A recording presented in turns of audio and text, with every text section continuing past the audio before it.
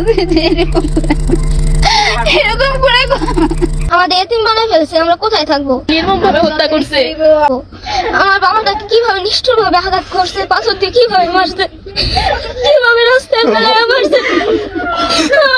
ওনার সাথে ওনারা চায় যে ওনার যে চাঁদা দেয়, ওনার দোকান ওনারা নিতে পারে, এই জন্য ওনার প্রতি অনেক দিন ধরে খেপায়, ওনারা মারতে চাইতেছে বহুত দিন ধরে।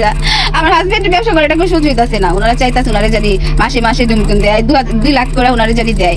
আমার হাজবেন্ডেরই চাইতেছে না, উনি নিজে কষ্ট করে, অনেক কষ্ট করে এত দূর আসছে। ওনার ব্যবসা ওনারা চাইতেছে না, চায় না উনি ব্যবসা করে আমার ছেলে মেয়ে আমি থাকতে পারি। এই জন্য আমার হাজবেন্ড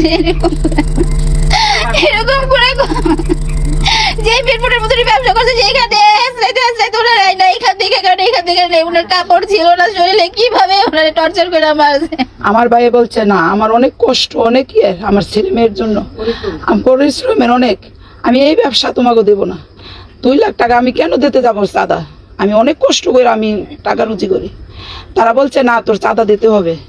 তারপরে আমার ভাইয়ের দিচ্ছে না দেখে আমার ভাইয়ের দোকানে তালা লাগায় পরে আমার বাইরে একটা লোকে ডাক দিয়ে আনে তালা খুলবার জন্য।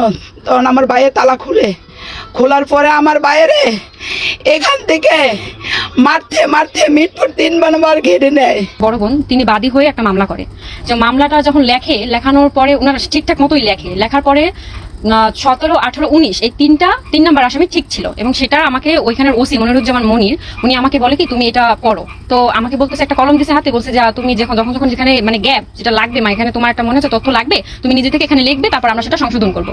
তো আমি ওটা কি করছি, আমি একটু এখানে চালাকি করছি যে আমি ওই কপিটারে আমার এই ফোনে ক্যাপচার করছি। তো করার পরে আমি এটা পড়ছি, করার পরে তো এখানে বলছি, আমি এবার তাকে প্রশ্ন করছি যে ওই যখন আমার মামাকে মারা হয়েছে তখন তো অস্ত্র ছিল প্রত্যেকের হাতে, এবং অস্ত্র দিয়ে আমার মামাকে আঘাত করা হয়েছে, সেটা কেন লিখলেন না আপনারা, এখানে কেন উল্লেখ করলেন না? তো বলছে ঠিক আছে, আমরা আবার এটাকে আবার এটা করবো, সংশোধন করবো। সংশোধন করার কথা বলার পরে আমি বলছি আচ্ছা ঠিক আছে তাহলে করেন। তো এটা কি করছে, ওনারা আগে ওটা সংশোধন করে রাখছিল, মানে ওনাদের নিজেদের মতো।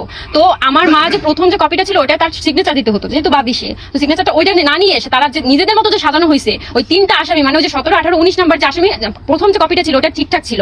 দ্বিতীয়বার যেটা কপি করা হয়েছে, দ্বিতীয়বার যেটা রেডি করা হয়েছে, ওটা 3টা আসামির নাম